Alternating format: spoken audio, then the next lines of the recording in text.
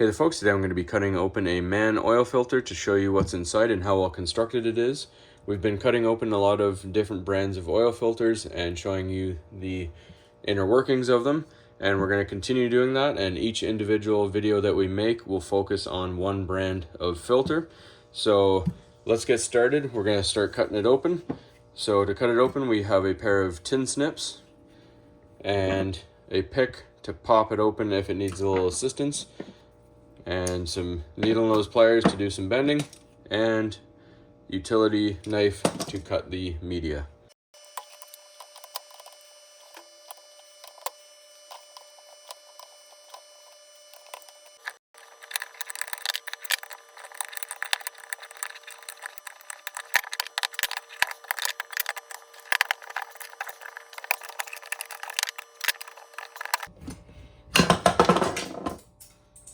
Alright, so right off the bat, this is the most difficult filter I've had to cut open of all the ones that I've cut open so far for videos. It is very thick steel. First time I've had to put it in a vise so I could get two hands on the tin snips that I always use to cut open my filters. So hopefully the rest of it's constructed just as durably. So let's go ahead and get started. First thing we take off is our base plate here. And it is very heavy, very thick steel, as you can see. We have our seal. Now usually other brands I've cut open just have a few pinch points to hold the ring in there. This one is pinched all the way around and is a nice tight seal, which is a good sign as well. Nice thick durable rubber right there.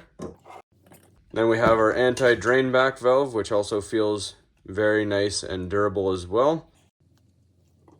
We have our filter media, and we have our leaf spring in the bottom there. Now even this leaf spring, you can see it's very well constructed compared to other leaf springs in different filters. Usually they are just very cheap stamped steel. This is nice high quality, has nice edges, even looks really nice. They took great care stamping that. And as you can see, that can is very thick. So on to the media. We're going to count up the pleats on the filter. So before we do that though, we look at our pressure bypass right here. That is very strong, so shouldn't prematurely bypass like other filters that have a weak spring in there. And a steel core. So let's go ahead and cut everything open.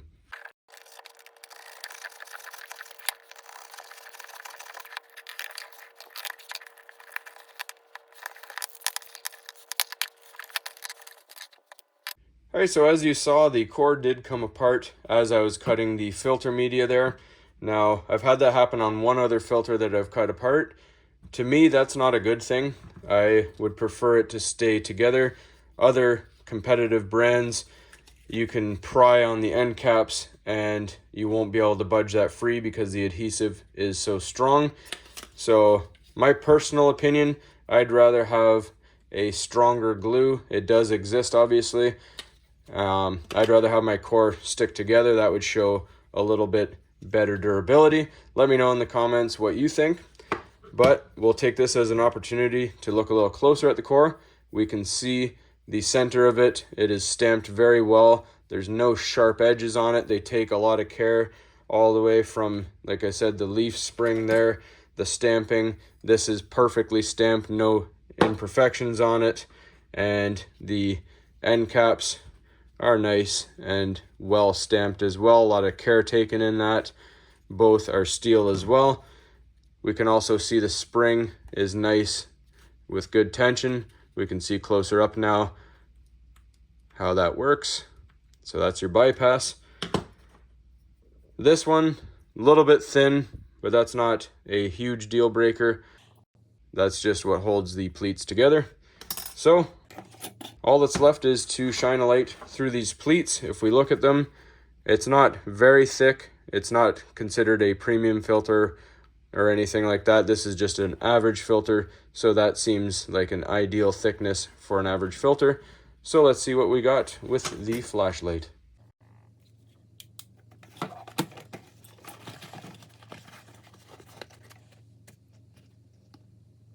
So that looks pretty good.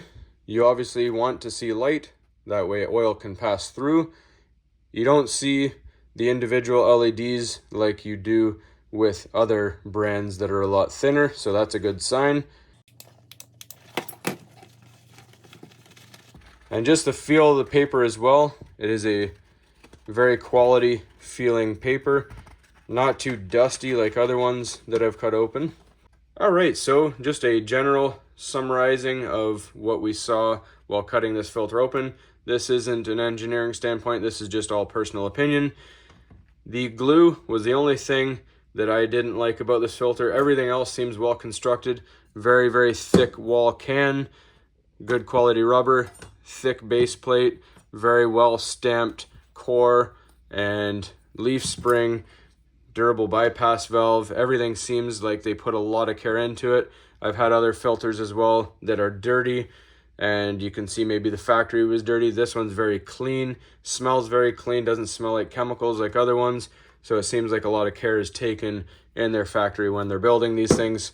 So I'll give this one a thumbs up. Again, let me know what you think about the glue situation. Other than that, thanks for watching, and please don't forget to like and subscribe.